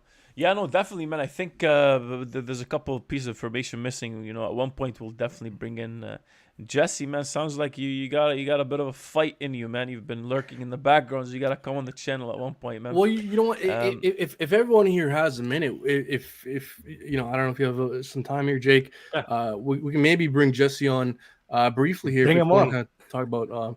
Let's get him although on, man. Jesse, the Twitter might be much more easy to get in contact with you rather than Telegram. If you can hang on, check out your Twitter, Jesse. I should be able to send you a link. Yeah. This In live the stream is meantime, fired. Jesse, I feel like he's gonna come on. His face is so red. He's cussing, and you know he's ready to go, man. But that's obviously that's an interesting thing that we definitely have to discuss. You know, how many of the projects we got that are building right now that are actually giving more to the price appreciation of Pulse Chain. And That's a good question. the whole ecosystem, you know, we have liquid loans. What do we have also on the side? We got internet money. There's another, was it internet money? They're working on wallet, Brendan. Yeah. Internet Money has they have a token, but they also have a wallet as well. The wallet's kind of like the core function. Yeah, that's what they have the 100%. sacrifice for. Yeah, 100%. Well, you know, I think so. Maybe one question to you while we bring Jesse on. Yeah. By the Do way, we Jesse, need- what's your Twitter handle? I can't seem to find you here. I think it's you just gotta go Ask back. Jesse or something. Yeah. Something with Ask in it, I think. Okay. You wanted to ask something, by the way? Yeah, I want to ask you, while we were bringing Jesse on, do you think we need Chainlink developers on Pulse Chain to run P-Link? Ooh, that's a good question. And And it doesn't have to be specifically Chainlink, but I'm talking any of these major, the whole value proposition for the whole like price Pulse Chain oracles. is faster, cheaper, Ethereum. And I think the biggest things that we're probably gonna see right away is these nodes as well. Nodes, we're gonna see how those nodes are gonna perform under you know, a faster, cheaper engine. Do we need these guys Yeah. on the chain, or can we just run it? Or I can think it for just run on DeFi, its own? it's not that big of a deal. The whole like, Chainlink thing. I know a lot of contracts use it for price oracles, but a lot of contracts also use DEXs for price oracles. So Right. a lot of DeFi uses Uniswap, and Uniswap is just going to get replaced with PulseX on Pulse Chain. So price oracles are not going to be an issue. It's just the ones that are fetching specifically from Chainlink might have issues in the beginning and might continue to have issues if they cannot reuse the same code to interact with Chainlink. That's actually an interesting question. I think a lot of protocols are going to fail because they fetch prices from something that is no longer working on the Pulse Chain side. I see. Yeah, but that was pretty expected. But everything else from DeFi, So my question is That's that's what I'm trying to envision. Like, if we're copying the code from Ethereum to Pulse Chain, do we need those developers if there's any kind of upgrade, if there's any kind of vote, any kind of, you know, some sort of upgrade to the chain, we're merging something, we're hard forking, whatever the case may be, is that going to happen automatically, or do we need someone on the chain to actually come in and do that on the Pulse Chain side? yeah. And, So and does that pose the question? Oh, do we need their consent? Do we need to do that on our end? Do we need? I them think to I think change I the saw code? like Eric Wall talk about that when he Always I actually mentions kind of so. want to talk about that. So when it comes to like Eric Hall, he was like, okay, everybody that upgrades on Ethereum, okay, you get a copy of their code, and he was acting like Richard Hart is like in control of their code. He's not. Right. So basically, it works. So let's say you're a developer on Ethereum, and you have a private wallet that has a private key that can interact with the actual contract and change variables in the contract. Now that contract is 100% linked because it's an exact identical code copy to your wallet. And as long as Richard Hart doesn't have your private keys, which he never will have with the system key copy, you're still going to be the only person that can change the code. So I think Eric Wall mentioned that, where he was like, "Oh, is everybody gonna have to ask you to change the code?" Well, isn't this guy smart? That's not how it works. But Or maybe again, I just isn't that like misunderstood it. oh shoot, we got Jesse By here. the way, we man. got Jesse in, guys. What's up, G? Hey guys, what's going on? I hear you're How's talking it about going? oracles, you're talking about liquid loans, you're talking about a bunch of stuff. Everything Yeah. that gets you fired, man. We're talking about all of that. Yeah. So the latest thing you're talking about oracles, they're absolutely necessary to protect DeFi protocols from Right. from price manipulation, from liquidity providers pulling liquidity, and then making new liquidity pools. And if you had, imagine if that happened and you didn't have an oracle that was pulling prices from other places. If the only thing you were doing was pulling a price from a DEX and it was hard coded in to your immutable code, okay, and then let's say the biggest liquidity provider gets the wild idea, hey, I'm going to pull my liquidity and I want to pair it to some other token, or I want to move it to a different pool. It completely wrecks your protocol, and there's nothing you can do about it, and everyone gets wrecked. Okay. So there's this balance of you want to have immutable code, and you don't really want a governance protocol, right? You want something that's immutable and unchangeable, but you also want the ability for price feeds to always be the latest, greatest, most volume traded places, and then have all these prices aggregated and fed back into your protocol. And the only way to do that is through oracles. And there's a number of ways to do oracles. There's centralized and then decentralized. So of course, the only right way to do it is decentralized node operators. And there's a number of places that do that. So you've got Chainlink, you've got Band, you've got Teller, you've got API 3, and some other places. I will say soon you'll hear an announcement. Oracles is not going to be an issue on Pulse Chain. So I wasn't going to mention that, but I wasn't sure because I knew you guys were building something. Yes, or somebody else is building something, right? So something will exist on chain right at the beginning. So there will be an Oracle service that Liquid Loans is associated with. Am I understanding correctly? There'll be an announcement soon. I got you. Okay. So I know, but listen, all these protocols need it. So you're looking at forks of Aave, you're looking at Liquidity. There's bound to be some other lending protocols and stuff that's reliant on price feeds, and you have to be able to pull, be fed the data from exchanges. Now it's almost there is like this chicken and the egg thing, right? Because the oracles actually pull the prices from exchanges. So exchanges have to list Pulse. Now we can all assume that there will be a number of exchanges that list Pulse. There's 20 some exchanges that list Hex. Various little Asian exchanges and stuff. So I think you'll see the same with Pulse. And the hope would be over time, you'll also see that like big exchanges like KuCoin or Binance or Coinbase or Crypto.com would eventually pick it up as well. So what started the whole conversation was basic question about, we're building we'll get your opinion on that, but we're building a faster, cheaper Ethereum, and we're expecting all these other projects that are already, that's why we copied the state of Ethereum so we can have these projects on Pulse Chain performing better on a better engine, and we want to optimize them to their full potential. And we picked Chainlink as just an example. Do we need Chainlink developers to be a part of the Pulse Chain development team to ensure the success or the optimization of Chainlink as a node, as a price oracle? Not necessarily, because they have their own communities and they have thousands of node operators already. Now, they could there's really not much collaboration that's necessary, like with the chain devs itself, because all they're doing is that they have thousands of nodes.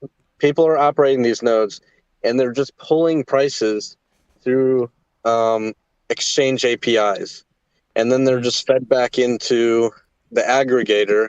There's some lines of code that Chainlink uses to aggregate all that data and kick out any bad data. Mm-hmm. And then Chainlink's only role at that point is to feed that back into protocols that are calling for it. So they don't really need, there's really not a whole lot of any work they need to do with like the Pulse Chain devs. They just need their entire infrastructure and users and people willing to spool up nodes and stuff on their own.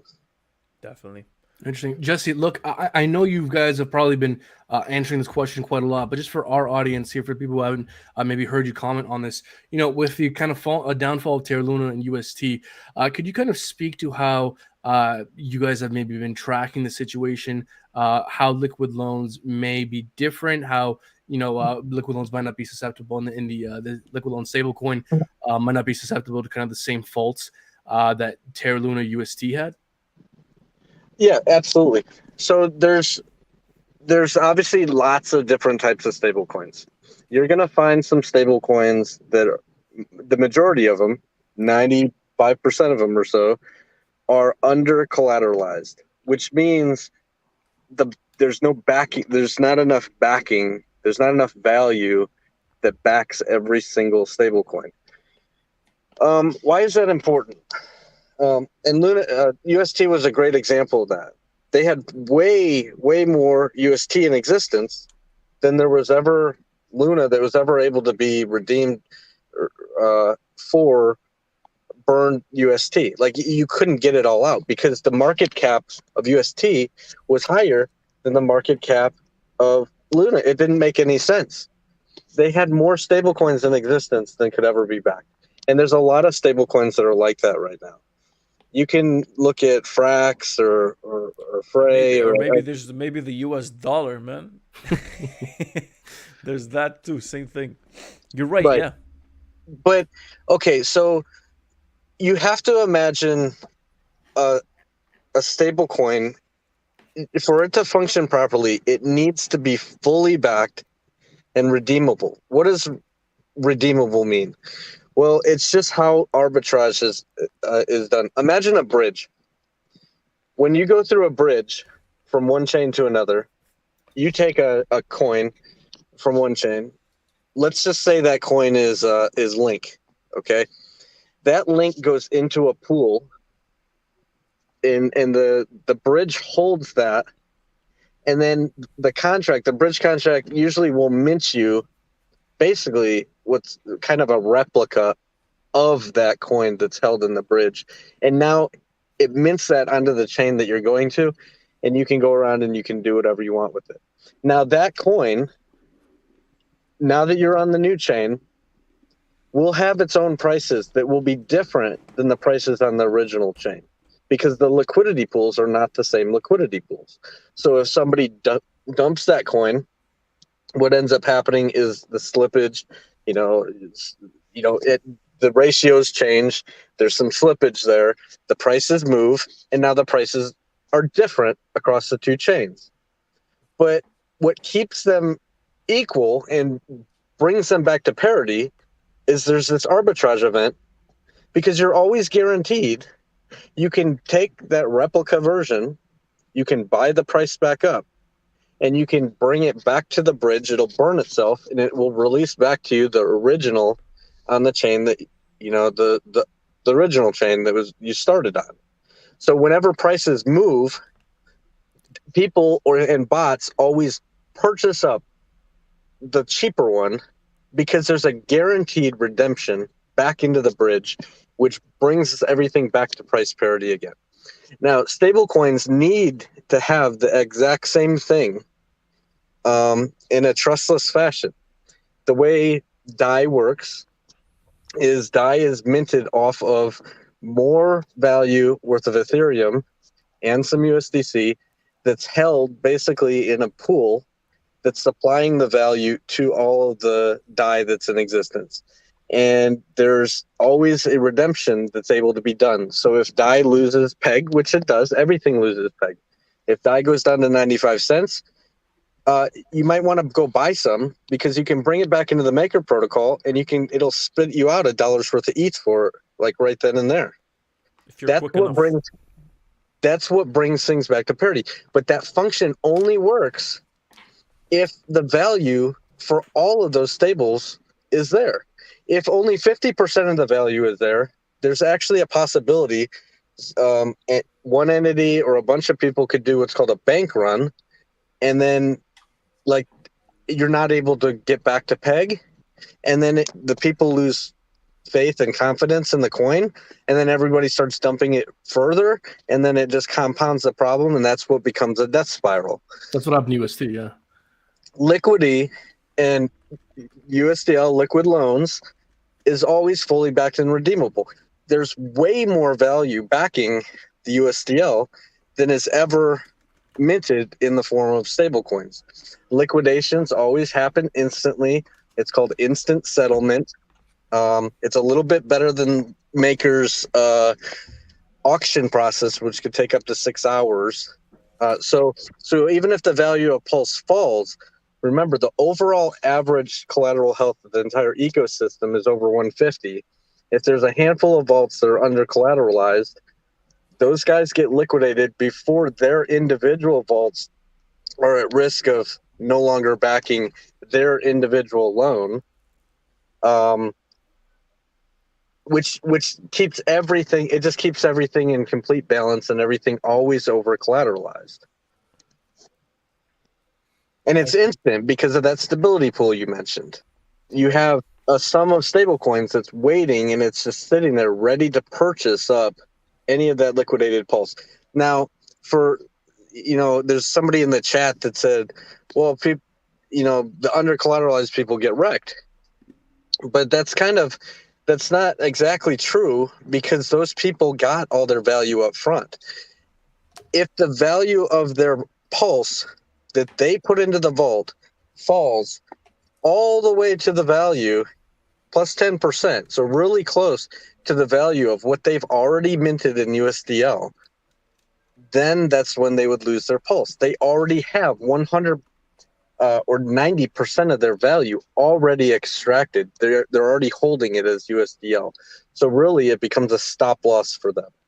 It's not like it's not the same as a liquidation on KuCoin if you're leverage trading and you lose both your loan and your initial deposit and you walk away with nothing. With liquid loans, it's more a stop loss. You said, listen, I'd like a loan of $2,000. I'll put up $2,500. But if my $2,500 for the Pulse goes into a bear market and falls all the way to that $2,000, I'm going to lose that because I already got that money up front. It's a stop loss. Mm-hmm. Yeah, I suppose the only real issue for people would be, let's say, you have a collateralized loan against a 90% drop and, it drops 50%, you spend your stable, and then it drops another 40%, you get liquidated. So, it's a way to mitigate your risk. Although, again, depending if you deploy those stables kind of early, you still might get burned. But that's the risk you take on, I suppose. Well, what's the highest collateral factor you probably have on there's people on Liquidity that have like 5,000% collateral. Right. You can have as low as 110, but the market just needs to move a little bit against you, and you're going to lose your ETH over there. But it's the same scenario. You already got all your LUSD up front. So some people are okay with that. Some people actually use Liquidity at the top of a market to say, well, the market may go up a little further. Let me take out a collateralized loan up here. Let me put myself at that 130 that you were talking about earlier, because that gives me a 20% buffer that maybe the market will go up, okay? And that my collateral health will just get safer and safer. But if this really is turning into a bear market, at another drop of 20% and I trigger, it feels like a stop loss for me. And I'm okay with that because now I have all my value already extracted. And then you just wait a little longer and you can actually buy back in, and you end up with way more coins than you started with. So you were liquidated, which is, a lot of people think of that term as a really negative term, but you were liquidated and you end up with more coins than you started with because you were liquidated. Right. Yeah. So depending how you play it, essentially gives you an opportunity to acquire even more Pulse Chain than you had originally in the case of a liquidation, if you hang on to all your stable. Yeah. Jesse, by the way, can I ask something? Yeah, please. Yeah. So when it comes to liquid loans, the biggest thing that I'm the biggest thing that I'm looking at is security. I noticed that you guys are implementing nose to save and stuff like that. Can you guys go a bit more in depth so that people feel that you guys are actually looking very deep into security? I know that, but not everybody knows that. I'm not sure Yeah. if you like want to touch So- on that. Yeah, so check it out. So the Gnosis Safe it's kind of separate from Liquid Loans. Everything that you do inside of Liquid Loans is between you and the smart contract. It's your keys, your coins. Nobody else has custody. It's no different than if you do like a hex stake and all you did was enter into a smart contract. Okay. The Gnosis Safe deal, we built out a necessity for ourselves, to protect other assets, a large sum of assets. But then we said, well, wait a minute, we have this tool now. We're not just going to hoard it for ourselves. The community really needs this as well. So why don't we just release this to the public? So what you're going to end up seeing is a tool that, yes, was created by the Liquid Loans team, but it's not necessarily part of the Liquid Loans protocol. It's just something that you can use. It's a Gnosis Safe multi-sig, so you can secure your assets. Are you essentially talking about a MetaMask competitor, or? No, I wouldn't call like a multi-sig safe a MetaMask competitor. It's for select people. First off, most people don't know how multi-sig works. Multi-sig is a little more complex than hardware wallets, of course. Over time, what I think you're going to end up seeing, though, is these multi-sig choices get easier and easier and easier for the everyday man and woman. And that's what we want to do for everybody. Make multi-sig like the standard for securing crypto. Now, that doesn't mean we're going to compete with MetaMask or we're going to compete with Richard's wallet or whoever else has a wallet. It's just for the super security conscious people who say, you know what, I need multiple signatures required before a transaction is conducted on my crypto. Right, since it's like a specialized use case. Yeah. It's Quick question. it's like a specialized use case. Yep. So that can also be like 4 of your own wallets, right? It could be four. It could be 4 of your own, or it could be your family members, or maybe you're a business entity and you've got 5 people who are in the business, and you want 3 out of 5 signers to be able to approve transactions of the company funds or something like that. Interesting. Okay, So- then I So Please go ahead. Go ahead. you go. I'll go first. Fuck it. Yeah, go. So what do you think is safe? So we've been talking a lot about like 1,000% collateral ever since Liquid Loans was announced. So what are like the 3 big rules? One big rule for me is like loaning on a dip.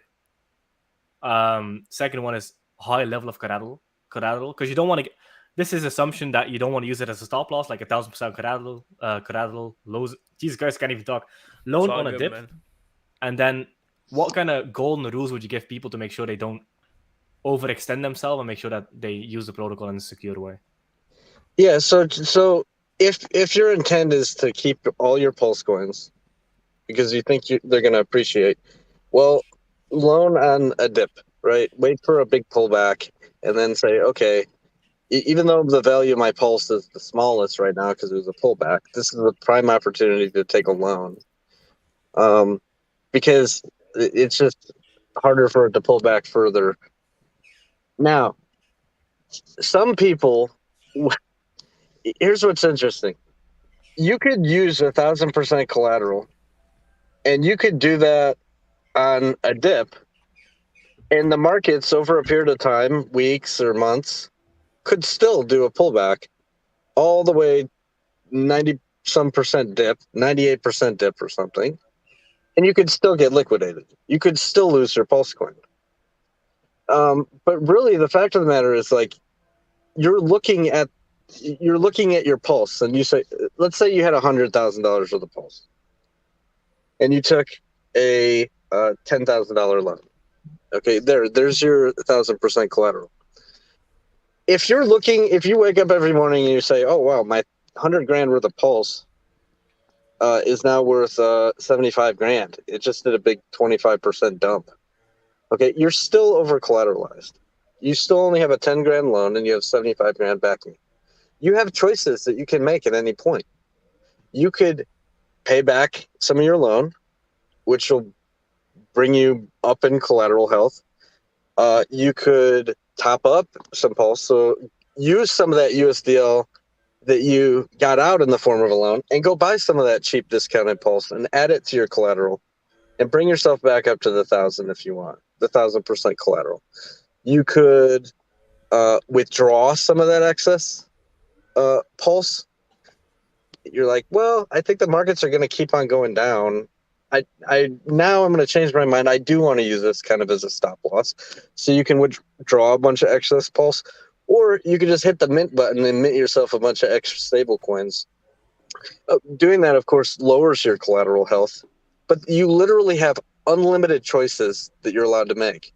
Now, unless you spend all your USDL on stuff, like you go sell it on PulseX, and then you extract it all the way back to Coinbase or whatever, and you bought groceries with it or Lambo or whatever you wanted to do, you have all your USDL.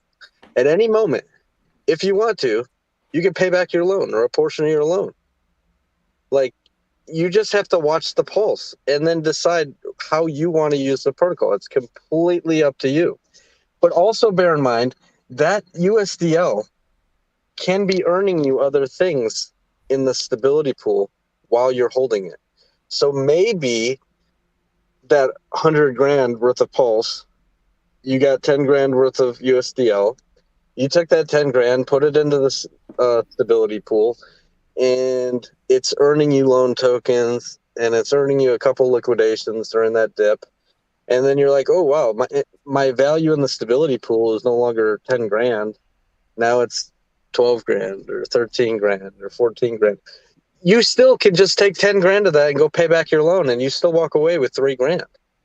But you still had, the value of Pulse still fell, but you don't have an open loan. And you still extracted value. You earned some things along the way. Like, it's completely up to you. Right.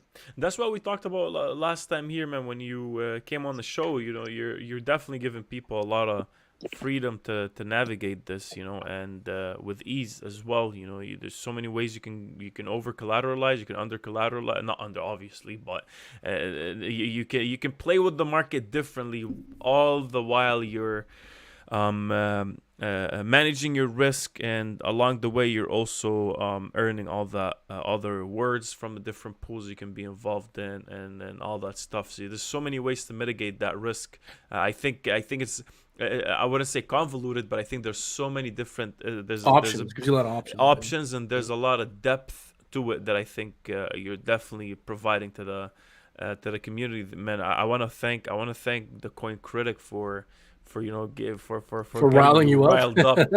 Yeah. So you can No, come on the show. I still see comments coming in from him. Like he says it's a middleman activity.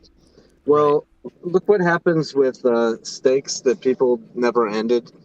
When you can go in and you can put them into good accounting, guess what? A human has to go do that. That's a middleman that puts X stakes into good accounting. Liquidations. A human has to do that. You're going to see that humans have built bots to do this. Like, you'll actually see a disclaimer, because that's just what happens. There's going to be bots that trigger these liquidations. Right. When the collateral health falls, all the way to 110, it's going to be really quick. Those faults are going to get liquidated. Maybe at first, the first couple days or something, you can actually hit that button, but then you'll probably end up finding that you try and hit the button and you're never fast enough, and that's because there's a bot doing it. Right. There's always some sort of human factor associated with it. I guess what's being discussed now is what's the extent of the influence and of the middleman. Also, the contract is written in such a way where you can't exit the stability pool if there's any any vaults able to be liquidated. Right? So it forces people to have to hit that button, right? Because you're not just going to leave all your money. You're not going to have billions of dollars sitting in the stability pool and just nobody wants their billions of dollars anymore. Right. Like, people will trigger those liquidations. It's going to happen. It's going to be nearly instant. And I like to use the term instant settlement because that's just how it works. There you go, man. Well, look, Thank man, you for explaining all of that, man. you can't convince everyone. Eventually, people are anyone is going to find some kind of niche little thing to pick at that they don't like. But I'm personally looking forward to liquid loans. I think there's enough to like. Where I think the possibilities that liquid loans opens are very exciting. I'm looking forward to seeing exactly what kind of adoption this protocol sees. So Jesse, to that effect, for the people who sacked. When are we going to see our SAC balances? If people have referral codes, that kind of thing. When is that all going to be up in for people to be able to see? Yep. So listen, they're done. There's some filming that's being done, so people can. We just like to release films for everything we do too. So there's like a film being done by Matt that shows like how to read the page that shows all the balances and such. Okay. So literally, it could be today or tomorrow. I suspect maybe this weekend or at the latest Monday or Tuesday. Everyone's going to see that. One guy has a question in the chat. 5% fee is high. What's the best way to get those fees back? The fee inside of liquid loans is only 0.5%. It's really, really low, but it does ratchet up to as high as 5%, which is going to be very rare. When That's there's a based lot on of demand. Yeah, it's based on the health of the entire protocol itself, right? So it encourages people to either take loans or not take loans, based on the number of redemptions that are happening, which tells the protocol how healthy it is, how healthy is the ecosystem. So there are times also where the fee is zero, right? Because the protocol says, hey, it's the perfect time. People should be taking loans right now. And it just encourages people to take loans at 0%. Right. Gotcha. Yep. Okay. Definitely. Well, someone else, Jesse, we're running a little bit overtime here on our end. I want to ask you something. Before we start to wrap up here, Pulse Chain or Pulse X, what are you more excited about? So you're just gonna have to take an average of all of them, because, like, what if you had said the same thing about ETH and Uniswap, or BSC and Pancake? Like, you need both of them to exist. You can't have Pulse Chain without Pulse X, and you can't have Pulse X without Pulse Chain. One is going to outperform the other, but it's literally impossible to know which one is going to do better. So just hold both, and then just be happy with whatever the average of your gains are in between the two. I do suggest that people stake their Pulse X in the single-sided staking pool, or there are safe ways to be a liquidity provider. There's even safe ways to do that, mitigating impermanent loss if you know how to do it with stable coins. There's always ways to extract value without having to sell your tokens. So you could do that with PulseX. You can also do that with Pulse. You can stake to a validator. You can earn more Pulse that way, and then you can use liquid loans and still never have to sell your initial, your initial coins. So, right. So you're going the safe route. Yeah. I got you. Right on. Yeah, we have 2 kids. We don't want to pick a favorite. I get it. There you go. There you go, man. But bills, though. I'm just kidding. Oh, of course. But which one? Just hold them both. It's like I got bills. Don't sell either one of them, because you can earn residual income off of either one of them using various means. You never know what kid goes to college first. That's true. Yeah, 100%. Don't wait for a 250x just so you can dump them all.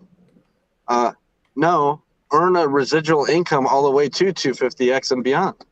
Yeah, 100%. It's actually liquid loans. Link is in comment section below. The thing to kind of end it off at PulseX is also because we're in a bear market, we're probably going to be launching in a bear market. Is in order for you to get staking rewards on your PulseX, other protocols have to launch on PulseX and give a percentage of their liquidity to the staking the stakers inside of PulseX. Now, Brandon kind of brought up the incentive token could be part of that like one-side staking pool where you stake PLSX, get incentive tokens. But we might have to wait a bit for other protocols to actually launch That's through true. PulseX. Yeah. That's true. Unless you go on the liquidity provider side, and then you get an LP token, you can stake your LP tokens into PulseX as well. So there is something you could do until we see protocols launch for their for those Pulse reward tokens. Can you explain that real quick? Just like 2 Yeah, minutes? so you can go into PulseX and you can, for example, you can grab a sum of USDC, you can grab some Pulse, and then you can go liquidity provide inside of PulseX, right? And you earn the fees whenever people are trading back and forth between Pulse and USDC. And You have what USDC? I would suggest not doing that with the copied over USDC. So like wrapped USDC. Wrapped, yeah. Yep. Which you don't see right now in testnet because it doesn't exist. All you see is the copied one. But just wait till you see the wrapped one and use that one. Now understand also you're going to have some impermanent loss, right? If Pulse goes way up in value and people are buying it and they're leaving you with USDC, you're essentially selling out of your position by being a liquidity provider. So you have to understand how that works, but you're also earning fees along the way. Now, while you're a liquidity provider, you get these tokens that appear in your wallet. They're called LP tokens, and you can just leave them and let them sit there doing nothing, or you can actually bring those back into PulseX and you can stake those for additional yield. It's like you're promising, hey, I'm a liquidity provider. I'm going to stake this thing.